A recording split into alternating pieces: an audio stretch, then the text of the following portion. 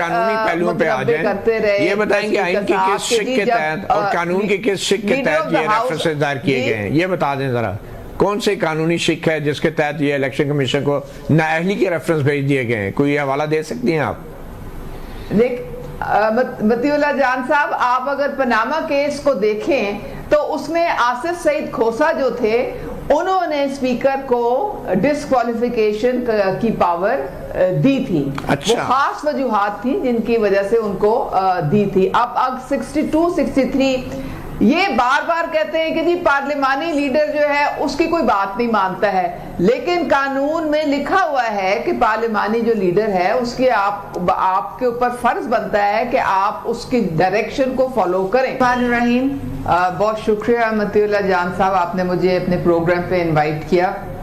سب سے پہلے تو میں آپ کو ملک احمد صاحب کا بیک گراؤنڈ ایک دفعہ دوبارہ بتانا چاہوں گی۔ دیکھیں اس میں کوئی پرسنل بات نہیں ہو رہی، ایک ایشو ہے، آپ سے ایک سوال کیا گیا ہے میڈم، ممبر ہیں، اور اس میں کوئی پرسنل بات نہیں ہو رہی، کوئی ایک ایشو ہے جس پہ آپ سے پوچھا گیا کس قانون اور آئین کے تحت یہ کیا گیا، کون سی شق ہے؟ میں وہی بات کر رہی ہوں، اور اب ان کو اسپیکر کے عہدے پہ ان کو تعینات کیا گیا ہے۔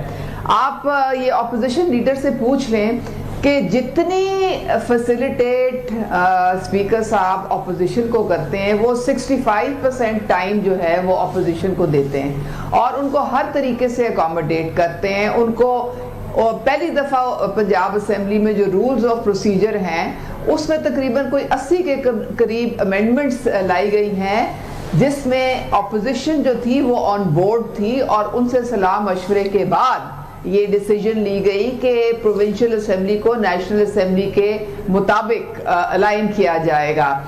اب ہر چیز میں اسپیکر صاحب اپوزیشن کو آن بورڈ رکھتے ہیں، بلکہ ہم کئی دفعہ سوچتے ہیں کہ ہمیں ٹائم نہیں مل رہا، یہ جتنا مرضی یہ چاہتے ہیں ان کو ٹائم ملتا ہے۔ اس ریفرنس نااہلی کے ریفرنس کے قانونی پہلوؤں پہ آ جائیں، یہ بتائیں کہ آئین کی کس شق کے تحت اور قانون کی کس شق کے تحت یہ ریفرنسز دائر کیے گئے ہیں، یہ بتا دیں ذرا کون سے قانونی شق ہے جس کے تحت یہ الیکشن کمیشن کو نااہلی کے ریفرنس بھیج دیے گئے ہیں، کوئی حوالہ دے سکتی ہیں آپ؟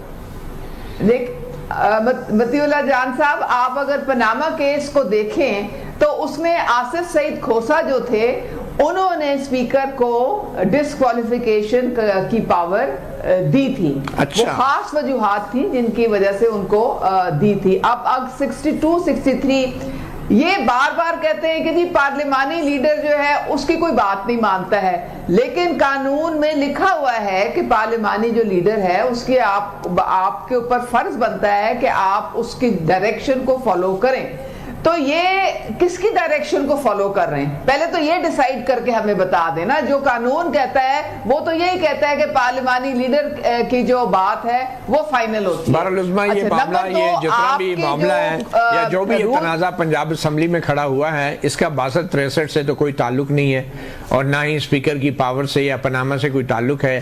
اس میں بظاہر کوئی قانون ایسا وجود ہی نہیں رکھتا کہ جس کے تحت اسپیکر صوبائی اسمبلی جو ہے اپنے 26 اراکین کی نااہلی کا ریفرنس چیف الیکشن کمیشنر کو بھیج دے اور الیکشن کمیشن اسے وصول کر لے اور استقبال کرے اور سرکاری تصویر جاری کرے۔ یہ مطلب کوئی بظاہر کوئی قانونی حوالہ اس میں ہے نہیں۔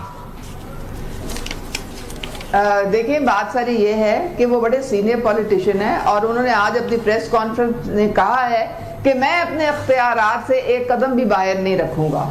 تو اگر وہ ریفرنس لے کے گئے ہیں تو ضرور اس کی وجوہات ہیں اور وہ آپ کو نظر آ جائیں گی۔ آپ دیکھیں جب انہوں نے ہمیں ڈی سیٹ کیا تھا اور جب انہوں نے مٹھائیاں بانٹی تھیں وہ بالکل غیر آئینی اور غیر قانونی تھا، کیونکہ اس میں بھی پارلیمانی لیڈر جو تھا اس کی طرف سے لیٹر نہیں گیا تھا ہمیں ڈی سیٹ کرنے کے لیے، لیٹر گیا تھا چیئرمین، پارٹی کا جو چیئرمین تھا اس کی طرف سے لیٹر گیا تھا، اور وہ انہوں نے اٹھا کے بڑے مزے سے ہمیں ساروں کو ڈی سیٹ کر دیا، جبکہ وہ آئین اور قانون کے بالکل خلاف تھا۔ تو تب تو انہوں نے بہت مٹھائیاں بانٹی تھی۔ آج اگر یہ ریفرنس بھیجا ہے اسپیکر صاحب نے تو اس کی وجوہات بھی آپ کے سامنے آ جائیں۔ ٹھیک ہے، مطلب آپ نے بدلہ لے لیا ہے۔ اب یہ بتائیں کہ پنجاب اسمبلی کے اندر تو احتجاج کرنا، اب پنجاب اسمبلی کے اندر احتجاج کرنا تو میں رویہ آپ کو بتا رہی ہوں کہ یہ ان کا رویہ ہے۔ انڈرسٹوڈ۔ اب یہ بتائیں کہ جو پنجاب اسمبلی کے اندر احتجاج کرنا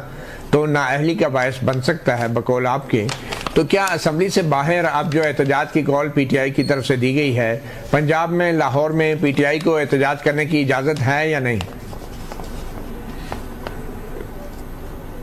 مطیع جان صاحب دیکھیں، ہماری جو نون پارٹی ہے، جو رولنگ پارٹی ہے، وہ ایک جمہوری پارٹی ہے، اور ہم احتجاج میں پورا ہم سمجھتے ہیں کہ ہر ایک کا حق ہے، لیکن احتجاج جو ہے وہ ایسا ہونا چاہیے کہ کسی اور کے حق کو آپ مطلب کسی کھلے میدان میں مینار پاکستان میں، ٹھیک ہے، مینار پاکستان میں. عظمیٰ یہ بتائیں، مینار پاکستان میں پی ٹی آئی کو جلسہ کرنے کی اجازت دیں گی آپ کی حکومت؟ یہ دیکھیں جی، یہ تو ڈیپینڈ کرتا ہے کہ سیکیورٹی کی کیا سچویشن ہے. ڈیپینڈ کرتا ہے کہ ایک تو ان کا جو ٹریک ریکارڈ ہے آپ نے دیکھ لیا ہے کہ کیا ہے.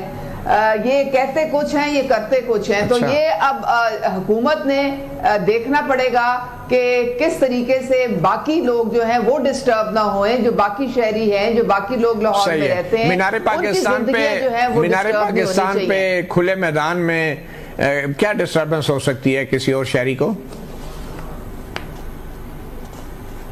ابھی تک تو کوئی ڈیسیژن نہیں اس کی آئی. جو ڈی سی لیکن آپ کا ذاتی کیا خیال ہے بطور سیاستدان؟ دیکھیں گے آپ کا بطور سیاستدان کیا خیال ہے کہ ایک سیاسی جماعت کو مینار پاکستان جیسی کھلی جگہ پہ جلسے کی اجازت اصولی طور پہ ہونی چاہیے یا نہیں؟ آپ کی کیا رائے ہے؟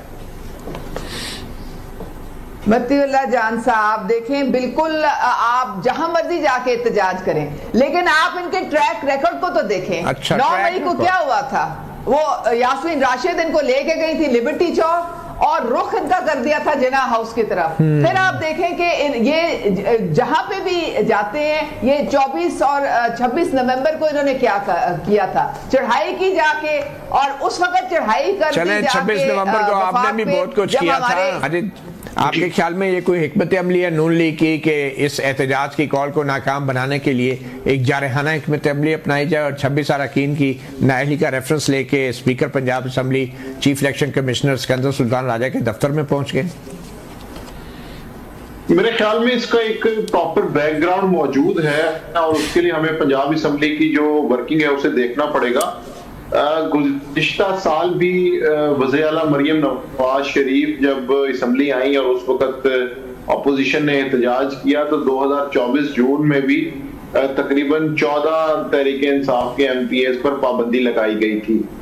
اس کے بعد یہ ہوا کہ پورا 1 سال مریم نواز شریف نے اجلاس میں شرکت نہیں کی، اور یہ بھی ایک بڑا سوالیہ نشان ہے کہ وہ ایوان جس کے اندر سے انہوں نے ووٹ لے کے اپنے آپ کو وزیر اعلیٰ بنوایا، کیا ایسا ہو سکتا ہے کہ ایک چیف منسٹر پورا سال اس ایوان میں داخل ہی نہ ہو، کسی اجلاس میں شرکت نہ کرے؟ اور اس کے بعد پھر جب 1 سال تقریباً گزر گیا تو اس جون کے اندر، جون 24 کے بعد جون 25 میں، چونکہ بجٹ کا ایک ایسا معاملہ ہے کہ جس میں وزیر اعلیٰ کی لیڈر آف دی ہاؤس کی شرکت لازمی ہوتی ہے، تو ان کو پھر دوبارہ آنا پڑا. اور اس وقت بھی جب اپوزیشن کی طرف سے احتجاج ہوا تو میرا خیال ہے کہ حکومت کا جو مزاج ہے وہ نازک ہو چکا ہے، اور یہ الگ بات کہ وہ 2018 کی اسمبلی میں، 2002 کی اسمبلی میں بھرپور احتجاج کرتے رہے ہیں.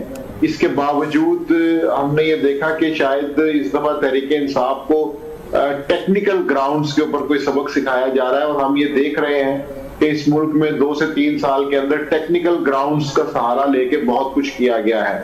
تو اب پنجاب اسمبلی کے اندر بھی آئین اور قانون کے حوالے سے تو کوئی ایسی شک نظر نہیں آتی، لیکن جس طرح سے کھینچ تان کر مختلف چیزوں کو ملا کر ریفرنس بنایا گیا ہے تو اس سے صاف پتہ چلتا ہے کہ میڈم چیف منسٹر کے ایوان پر آنے پر حکومت کی جانب سے جو ہے. تو ناظرین، یہ تھی آج کی ہماری ویڈیو. امید کرتا ہوں کہ آپ کو ہماری یہ ویڈیو پسند آئی ہوگی. اگر آپ کو ہماری یہ ویڈیو پسند آئی ہو، ہماری ویڈیو کو لائک کر دینا ہے اور ہمارے چینل کو سبسکرائب کر دینا ہے. تمام اس میں جو ہم نے انڈین میڈیا کی ہم نے ویڈیوز لی، جن پر ہم نے انالائسس کیا، جس میں ہم نے آپ کو دکھایا، ان تمام کا شکریہ ادا کرتے ہیں. موسٹلی جو کہ انڈین میڈیا ہے ان کا ہم نے استعمال کیا ہے. دوستوں، یہ تھی آج کی ہماری ویڈیو. نیکسٹ ویڈیو تک دیجیے ہمیں اجازت. اللہ حافظ.